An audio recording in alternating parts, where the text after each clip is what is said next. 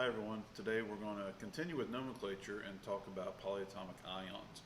Now so far we've talked about binary molecules, which are just molecules that have two elements in them.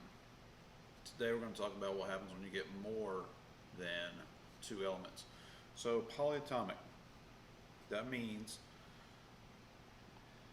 it will contain a metal and a charged ion, specifically a charged polyatomic ion. So a molecule that has two or more elements in it that is charged. Okay, now one of the hardest things to understand with polyatomic ions are their structure. And probably the easiest thing that's going to be for you guys to do is to memorize certain structures. They have charges just like the periodic table, plus ones and minus ones and plus twos and minus twos. And knowing these is not as simple as just looking at the periodic table. For example, if I look at nitrate, nitrate is NO3 with a -1 charge. Now, first thing is the parentheses are not required for polyatomic ions, but I encourage you to get in the habit of writing them, because for me, I like to be able to see that this -1 is applied to the entire molecule, and sometimes I think students can get a little confused and not realize that that -1 is also applied to the nitrogen. So I like to encourage my students to always write the parentheses. If you write them and they're not needed, it's not wrong. So if you just get in the habit of it, then it's okay. But anyway, if I look at the structure of nitrate, well, nitrogen has 5 valence electrons, and oxygen has 6 valence electrons, and we're going to share here. We're going to share here. We're going to share here. And the problem comes is that each one of these oxygens has an unpaired electron. And if I add 3 electrons, then that would give it an overall -3 charge, or a 3 negative charge. And that's not what the nitrate ion is. The actual structure of the nitrate ion is something that deals with what we call partial charges. And each one of these oxygens has a -2/3 charge, and the nitrogen in the middle has a +1 charge. And when all that is added up, then I get an overall of -1. Now, that's weird, but that's upper level chemistry that you don't really need to worry about right now. Understanding these partial charges and understanding really the electronegativities and how all that comes into play is not something that we're going to get into. So what I recommend is that you memorize only a handful, okay? And I recommend memorizing 5 particular ions. These are chlorate, carbonate, nitrate, phosphate, and sulfate, okay? So chlorate is ClO3 with a -1 charge. Carbonate is a CO3 with a -2 charge. Nitrate, NO3 with a -1 charge. Phosphate, PO4 with a -3 charge. Sulfate, SO4 with a -2 charge. Now, there are all kinds of polyatomic ions that we're going to use. But if you can memorize these 5, then you can actually figure out a lot of the others, okay? For example, I can have chlorate, but I can also have chlorites. I can also have something called hypochlorite. I'm going to move that up just a little bit. And I can have perchlorate. My suffixes and my prefixes will change. So I can go from chlorate to chlorite to hypochlorite, or I can go to perchlorate. Okay? Now, to do this, changing to the ite ending means one less oxygen. So chlorite is going to be one less oxygen than the 8, which is going to be ClO2. Now the best thing is the charges, they don't change, so you don't have to worry about it. Hypochlorite means 2 less oxygen. So from the base, so hypochlorite would be ClO, just one O with a -1 charge. If these are minus oxygens, then that means this is plus oxygen, so one more oxygen from the base. So one more oxygen would be ClO4 with a -1 charge. Okay? Now, I'm not saying that all of the pers and hypos and ites exist, but if they do, then you can figure them out. So, for example, nitrite would be one less oxygen. Nitrite would be NO2 with a -1 charge. So as long as you memorize this chart, you can figure out a lot of the 8s. Now,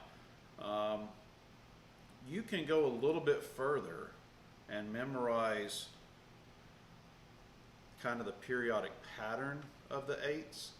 So on the periodic table, you've got boron, carbon, nitrogen, silicon, phosphorus, sulfur, chlorine, and the rest. And borate, carbonate, nitrate, silicate. If you want to try and memorize this pattern, you can do that as well. But really, if you memorize those 5 that I told you, those are the main ones that we're going to deal with. But knowing as many as possible will always help you. And you can see a little pattern in certain places. -3, -2, -1, -2, -3, -2, -1, 3, 2, 1, 2, 1. You can see that there are certain patterns that go along with those. Okay, memorizing how many oxygens are there, that can be a little tricky. So, like I said, I recommend memorizing those 5 8s, and that generally can do what you need. Now, there are 3 others that the endings don't change, but they are ones that we are going to use quite often. And so those are, let's see here, hydroxide, which is OH with a -1 charge. Ammonium,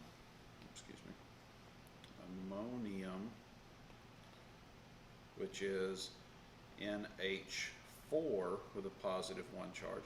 Now, if you remember, ammonia is not charged. It's NH3. It's a molecule, but it's not charged.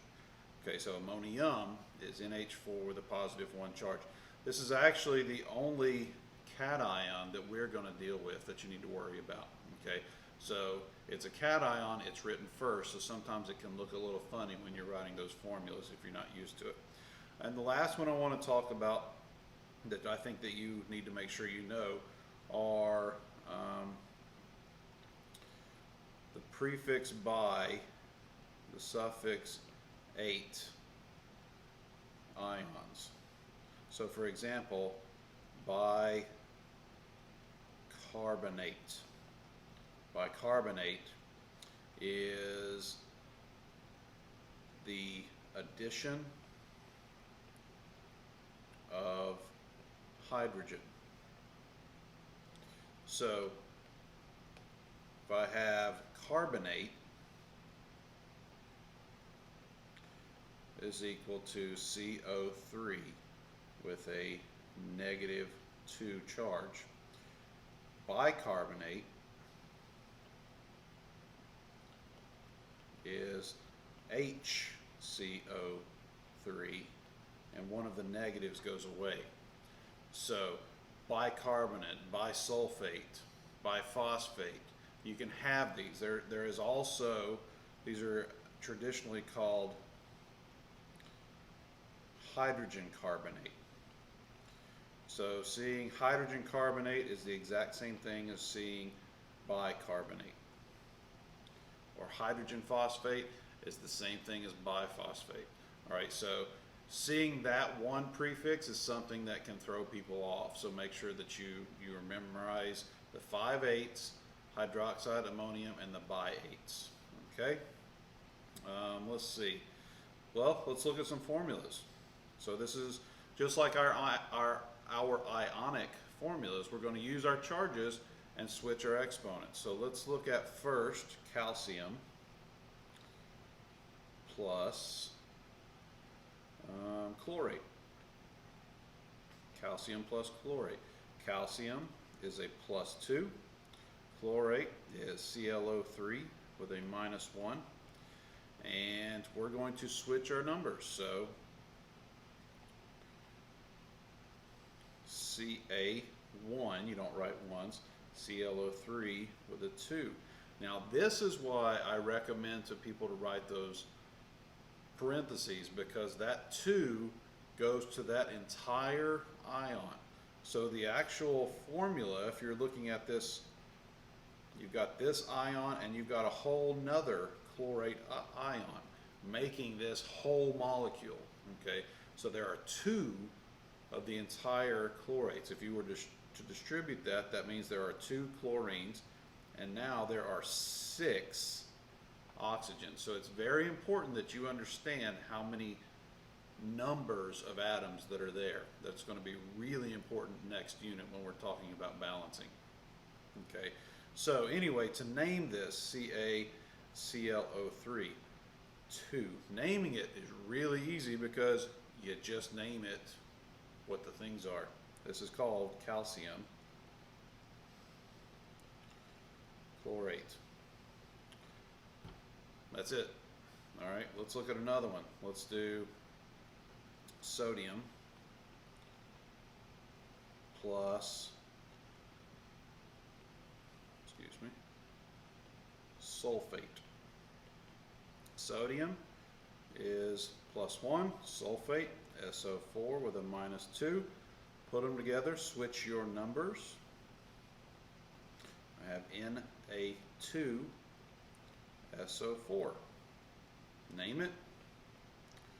It's just what the names are. Sodium sulfate. It's pretty easy. Okay. Now, the only time you need to worry about names is when you're talking about transition elements. Because if you remember, there's one thing that we have to remember about transition elements, and those are those Roman numerals. So I can have iron 3, and sulfate. And I'm going to put those together. Iron 3, that 3 means my +3. Sulfate, SO4, -2. And then you got to put these numbers together, these ions together. So Fe2SO4 3. Okay, remember those numbers. You got to remember where they go. Okay, so for your transitions, assume all transitions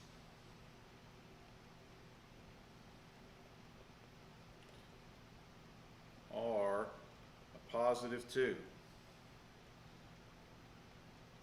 unless it has a Roman numeral. If it has a Roman numeral, that's its charge. The only exception to this, silver is always +1. It'll never have a Roman numeral, and it's never a 2. So you have to always remember The silver is that +1. Remember, aluminum 3, zinc 2, silver 1. 3, 2, 1. 3, 2, 1. Okay. So just a quick review of some of the things we've talked about, and so that we start making sure that we're remembering our endings, let's look at chromium 3, and I'm going to add that to sulfur, and I'm also going to have chromium 3. I'm going to add that to sulfate. So you've got to think about your endings here. Chromium 3, it's going to be a +3. Sulfur, sulfide, is just going to be a -2. It's in that 16th column, 6 valence electrons, so -2. We take our numbers, switch them, and I get Cr2s3. Chromium, and it's called chromium sulfide. That IDE means binary. Okay, so chromium 3 plus, sulfate, SO4, -2. Switch your numbers, and I get Cr2 SO4 3. And to name it, chromium sulfate. Okay, you can have chromium sulfide, and you can have, a covalent binary with sulfur, with nitrogen and sulfur, so nitrogen sulfide. So remembering all those little prefixes and suffixes are what's going to really help you with nomenclature. Okay, so you know diatomics, covalent binary, ionic binary, and ionic polyatomic ions from today. Okay, next class we're going to talk about acid nomenclature. Okay, remember, work together, help each other, and make the world a better place. See ya.